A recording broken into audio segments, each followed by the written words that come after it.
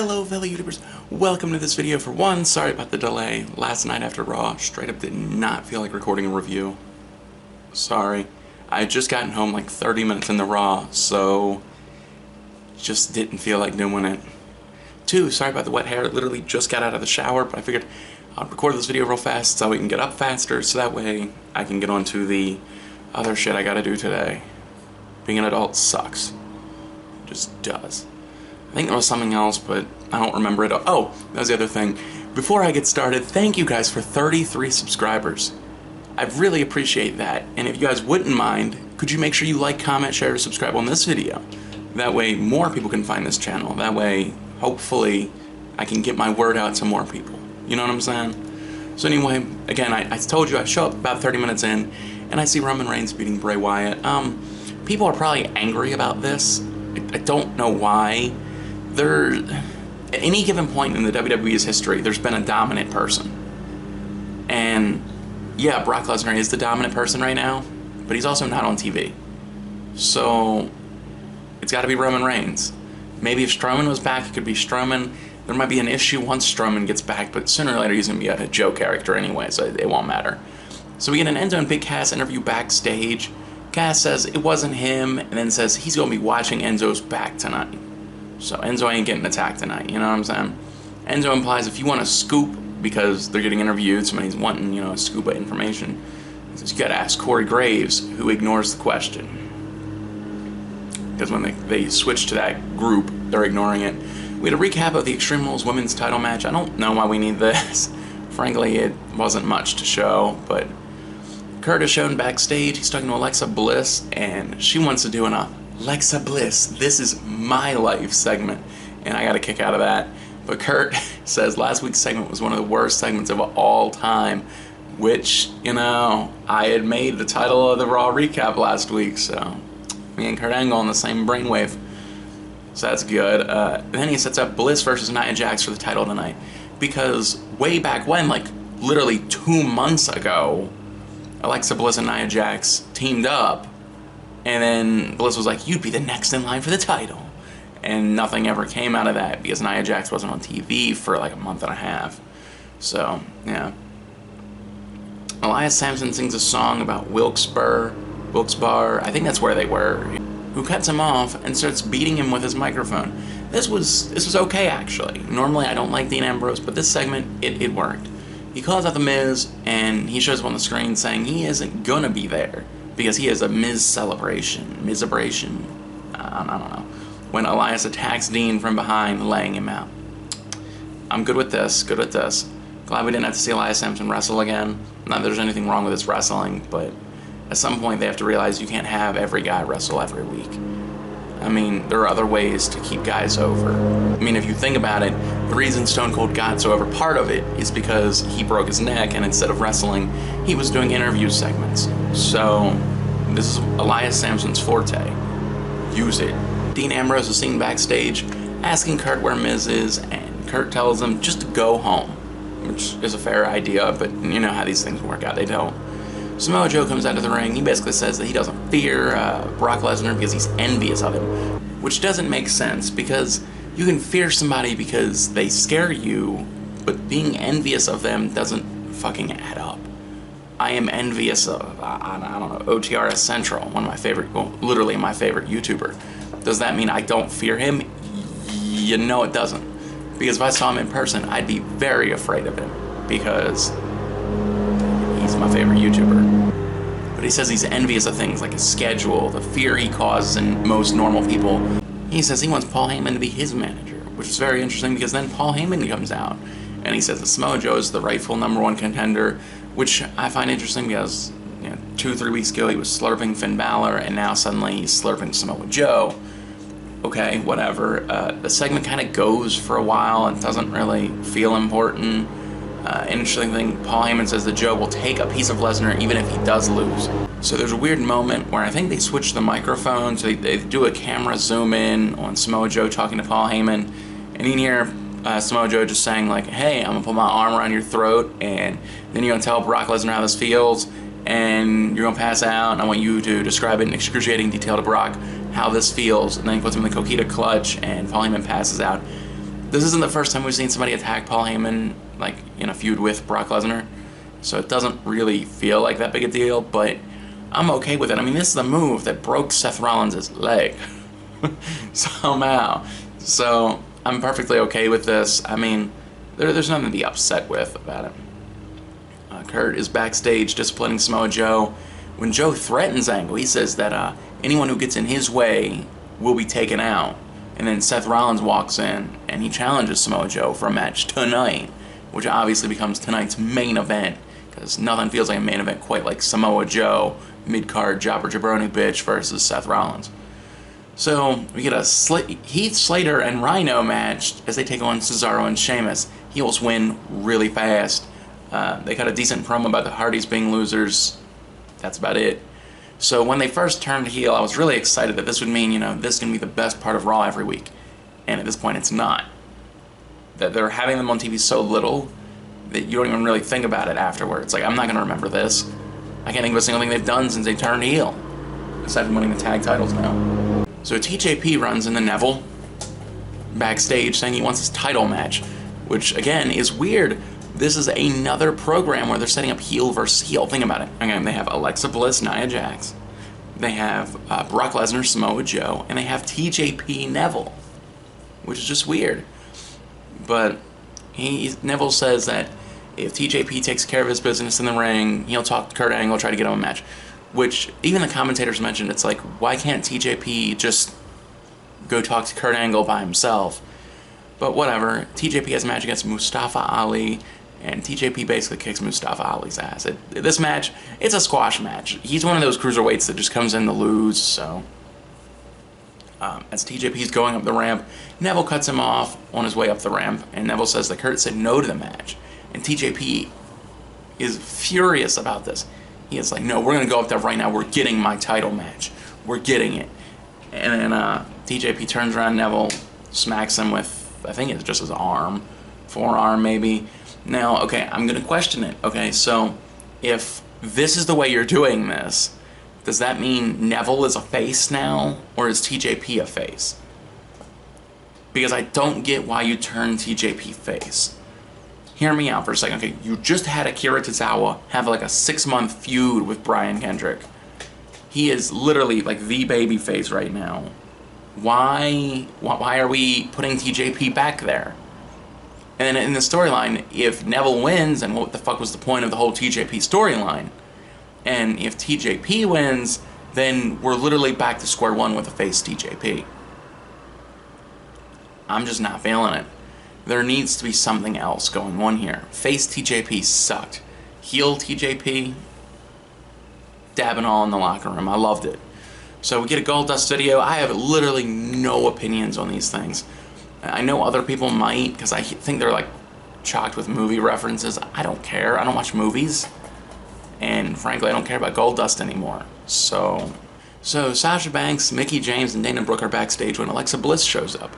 She tries to get their help, but they don't give her any help. They actually say they're going to be at ringside to basically make sure there's no shenanigans, which is humorous. And again, it's kind of weird when you think about it. Mickie James, like, what, 4 or 5-time women's champion? And now she is basically just, like, Dana Brooke level, which is even sad in itself because they had the storyline to make Dana Brooke a big deal, and they didn't do it. But whatever. I mean, you have a few over women, whatever. Then we go to the commentator table, where Kurt interrupts them so he can show Corey Graves a text message. Okay, this storyline I'm not a fan of. Okay, generally, whenever there's a phone involved in a storyline, it doesn't end properly. Think about the CM Punk, Kevin Nash storyline, and other storylines like it. Think Anonymous GM. Okay, yeah, it wasn't a phone, it was a computer, but same basic concept. The storyline is a lot harder to show. And frankly, for what we're going to get, I don't think it's really worth it. What are we going to get, a Kurt Angle Triple H match? This isn't 2000. This is 2017. I don't want to see that shit. So Kurt is seen backstage. Someone tries to interview him, but he basically blows him off and leaves the building. And thus Dean Ambrose sneaks back in. So, just like we assumed, Dean Ambrose is back in. We get a Kalisto versus Titus O'Neil match, which is a rematch from literally last week on Raw. This storyline is dumb, kind of a waste of time if you think about it, But Kalisto uses the trunks to win the match, which is literally a role reversal from last week when Titus O'Neil used the trunks to win the match. So, and during the match, they randomly cut to the backstage area, and Akira Tozawa is watching this. So, is the point of the storyline to get Kalisto in the Cruiserweight division? Is the point of the story to... Is the point of this story to get Akira Tozawa heel heat? I don't get it. I don't like it. Akira Tozawa should be fighting for the Cruiserweight title right now. Not sitting here in this horrible hole. Brian Kendrick can pull Cruiserweights up as much as he wants, but if their next program is going to be getting buried by this segment, then there's nothing he can do about it. So, Miz is walking backstage when he sees Big Cass laid out. Enzo rolls in, freaking out, and Cass hands him a chain. So apparently whoever's been attacking people has chains, like necklaces, that are chains and gold. So I don't wear those, so now we can officially rule me out of the list. Can we rule you guys out? I sure hope we can. So we cut back from commercial break and we see Maurice in the ring for the Mizabration. I forgot how much of a bop her music was, because when she came out, they had to have her music playing instead of the Miz's. And like, I don't remember what it is now. Like, it just, because I think it's in French, maybe. It's like, ooh wee, ooh wee. I forgot how much of a bop that was, though. The crowd chants "You deserve it" when the Miz comes out, which is humorous because, again, like any time before literally 2016, if Miz won a title, the crowd would be booing the shit out of him, which is just humorous. I mean, I could have told you a decade ago the Miz was doing good work, but nobody wanted to hear it back then. But Miz, thankfully, is still a heel. And he basically shuts the crowd down saying, hey, you know, that chant would actually mean something to me if you didn't do it whenever anybody won a title, because they don't all deserve it. Thank you, Miz, because Jinder Mahal, frankly, didn't deserve it. I mean, I guess he kind of did. He didn't do anything wrong, but storyline-wise, he didn't deserve it. Brock Lesnar really didn't deserve it. He ain't showing up most of the time. Miz does deserve it, and I'm glad he's playing it like that. Miz thanks Maurice for everything, and there's a little bear in the ring that has a congratulations sign, and he says he even likes the bear, but then Maurice is like, I didn't get you a bear. This is literally so irritating, I might not just fucking upload this video. So Miz thinks it's Dean Ambrose in the bear costume, so he beats the shit out of him, gives him I think he gave him a dirty deed, not a dirty deed, a skull-crushing finale. And then, he takes off the mask and he's like, here it is, your former Intercontinental Champion, and it's local enhancement talent number 32. And that really sucked for him. He just beat up somebody. I thought it was funny though when he picked him up and he's like, well, at least now you can say you've been beat up by a wrestler. Well, I think he said a superstar, and then throws him out of the ring, which was humorous. And then right as he does, a package comes down from the ramp. And Miz is like, oh, I see what's going on here. So he grabs a steel chair and just starts going to town on this package. Right? He's like, I think I can hear something inside this. So he's beating the piss out of this package, and Maurice is just screaming from the stop, stop, stop, stop, stop, please don't. And then it's a gift from Maurice. It's a grandfather clock. And she said, it's stylish like the Miz. And Maurice storms off, and Miz is like, we can get you a new one. We can fix it. And I thought it was humorous. Thank God for the Miz. Like, literally, because at this point, okay, I'm sorry, this show has kind of sucked. It really had. And then the Miz shows up, and literally for like 10 minutes, everything feels okay. It really has been like that for almost 7-8 years now, where no matter how bad the show is, the Miz is going to give you an A+ effort, to where he's going to give you a segment that you're going to enjoy. You might not remember it, you know, a decade from now, but you're going to enjoy this segment, and he is going to get over because of it. This is why the Miz has been pushed like he has, because he has this ability to do this. This show pretty much sucked. Here, Miz saved the show. Dean Ambrose was disguised as a camera guy the whole time, beats up the Miz. It's okay. If you didn't watch Raw, this is the segment I think you need to go back and watch. Because for one, again, Miz, A+ work. 2, it was a hilarious segment. Literally, I was laughing the whole time. So we cut back from commercial. the club is in the ring because earlier when Cass got attacked, they had announced that there's going to be an Enzo and Cass versus the club match. First time we've ever seen this match. I'm telling you, it was the club who attacked Enzo and now has attacked Big Cass. And they're all happy because now Enzo has to find a new partner, even though the last 2 weeks Big Cass didn't have to, but whatever. So Enzo, he does his little shtick, if you will, and then says he's got one buddy on call that is 7 foot tall, and it's the Big Show. And I told you guys in my video who attacked Enzo Amore. I was like, how much you want to bet it's the Big Show? I'm like, you won't see it coming, but I promise you'll know. I called it. Yeah, so now the Big Show's been added into the storyline. And Enzo, I guess, is just teasing with Big Show. He's like, oh, you look a little thin? You trying to join the Cruiserweight division? Which is humorous because it's another joke I made about why somebody would attack Enzo. Maybe they want to join the Cruiserweight division. So, because I included Cruiserweights in that. But it was a humorous segment regardless. This After the Miz segment was a very good stretch of time. Basically, the match starts, and before it did, Big Show actually takes Cass's spot for the soft part, where he's like, oh, there's only one word to describe you, which is humorous because, you know, it's the Big Show. It's not Big Cass, it's Big Show. So now all we need to do is get Big E in on this. We can have the three big guys doing this. Maybe Roman Reigns, the big dog. Basically, the match starts. Big Show and Enzo fuck the club up. They're enhancement talent at this point anyway, but even more than that, you figure it's the Big Show. Gotta book Big Show strong, which I'm okay with this. I just thought it was odd because it's one of those things where it's like, if the Big Show is going to do all this, then wouldn't he just be a better tag team partner for Enzo than Big Cass? I don't know. Backstage, they run into Cass, and he implies that Big Show attacked Enzo the last few weeks, which was very interesting. And Big Show says, come on, man, I'm a giant. You would so see me coming. Again, your entrance music contradicts that statement, Big Show. Just saying. There's an R-Truth video package, just like the Goldust one. These are there, and just due to who I am, I'm not getting the appeal of these. So I'm sorry, if you guys are enjoying these, then there's obviously some appeal to them. I don't know. Comment if you enjoy the R-Truth and Goldust video package. I think, frankly, it's a waste of time. We get Alexa Bliss interviewed backstage. She says women on Raw are jealous of her, basically. Because she has no friends, basically. So then we get a Nia Jax sighting, guys. Because we get Nia Jax versus Alexa Bliss for the title. And at first, I completely forgot Seth Rollins and Samoa Joe was on this card. I thought this was going to be the main event. But nope. Mickey James and Dana Brooke come down to ringside to watch. And then Bliss literally is just getting her ass beat the whole time. Selling really good for Nia Jax.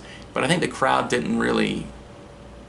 It's one of those things where when you do heel, they don't know who to cheer for.